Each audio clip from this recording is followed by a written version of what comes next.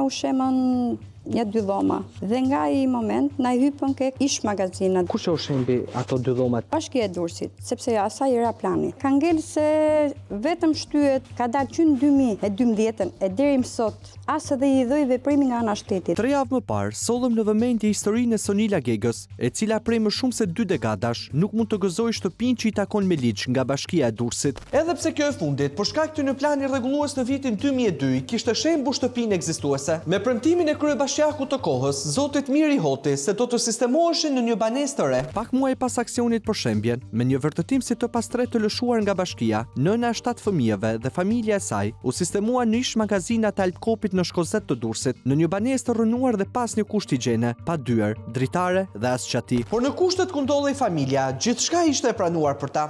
Mjafton të kishin shtëpinë e tyre. Ju kur hyt në fillim, gjendja ka qenë siç është dhe ju kishit shtuar, kishit bërë vetëm këtë dhomën këtu. Po, te dhomën këtu dhe dhomën tjetër. Pjesa tjetër ishte siç është tani. Siç është tani, siç është tani. Si jetoshit vetëm në të dhomë? Po ashtu jetoshim, se ku do shkonim? Si ja bënit për të ngrohur? Për të ngrohur me sop druni. Ku laheshin fëmijët, ku ndroheshin? Duke marrë parasysh që është dimër për shembull. E kuptoj, fëmijë, domethënë se un kam thash 2 dhoma, një këtu, një atje. Me këto 2 dhoma, domethënë i lasha ke dhoma tjetër, i visha këtu, që të ngrofën terrenin. Këtu kishte sopën e druve. Po, e kemi pas këtu, domethënë që e nxirrja nga penxherja. Por mos harrojmë se ky ishte një sistemim i përkohshëm për familjen me 9 anëtar. Gjë që detyroi Sonilen të turkiste për vite me radhë, sa tek zyra e strehimit në Bashkinë e Durrësit, sa tek kenti i banesave, duke u përcjell gjithmonë pa një zgjidhje konkrete. Por ndryshe nga përgjigjet që ishin dhënë dikur, 3 javë më parë, pasi shkuan bashkë me të në zyrat përkatëse, më në fund ujërat lëvizën dhe institucionet reaguan. Që të zgjidhet problemi, të thash, një gjë që s'është e imja nuk ja jap dot me ligj. Duhet të bëhet pronë e imja që t'ja kaloj. Po, na lini kohë pak një 2 ditë. Unë ta kam dhënë fjalën që kur ke ardhur, zonja është përfituese, se jeton aty. Nuk ja zë dot njëri në shtëpi. Besoj se duhet ketë një arsye që nëse s'është bërë, domethënë, dhe do ta vlerësojmë, do i kthejmë përgjigje. Nëse do ta thonë, do ta marrësh. Pas këtij premtimi të kryetares së bashkisë, gjërat u bën edhe më konkrete dhe dokumentat u nxorrën nga pluri i arresës, 23 vjeçare. Bashkia e Durrës, pasi shfrytoi rastin, verifikon që këto magazina janë transferuar Bashkisë Tiranës. E përpasoi me vendimin e Këshillit të Ministrave 536 të 2008-s për miratimin e listës përfundimtare të pronave publike për të kaluar në pronësi ose në përdorim të Bashkisë Durrës, ky objekt nuk është transferuar, gjë që sjell pasojën mos legjitimitetit për të qenë ende pronar. Me vendimin e datë e 2012-s të Këshillit të Bashkiak, ku ka kërkuar privatizim, ku është kërkuar privatizimi dhe është miratuar, bie ndesh me nenin 107 të Kodit të Procedurave Administrative në lidhje me subjektin, legjitimitetin e të qenurit ende pronar.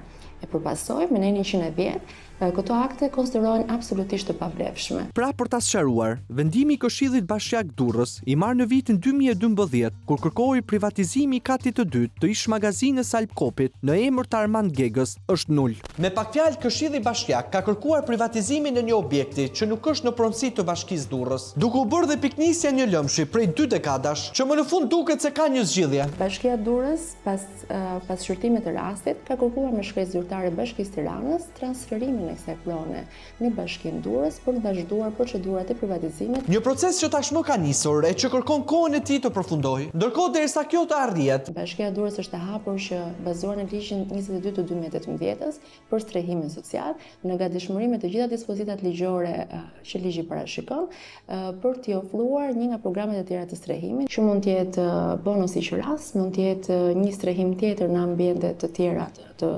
bashkisë, dhe çfarë dispozitat ligjore parashikon. Qëllimi në këtë moment është kalimi i pronësisë në Bashkinë Durrës për të vazhduar procedurën e privatizimit. Ne do t'i shkojmë nga pas historisë për ta zgjedhur sa më shpejt. Ka që thjesht pas ka qenë? Për një shkresë u desh të pritej më shumë se 2 dekada? Nëse rëndësi ka që gjërat po marrin drejtimin e duhur.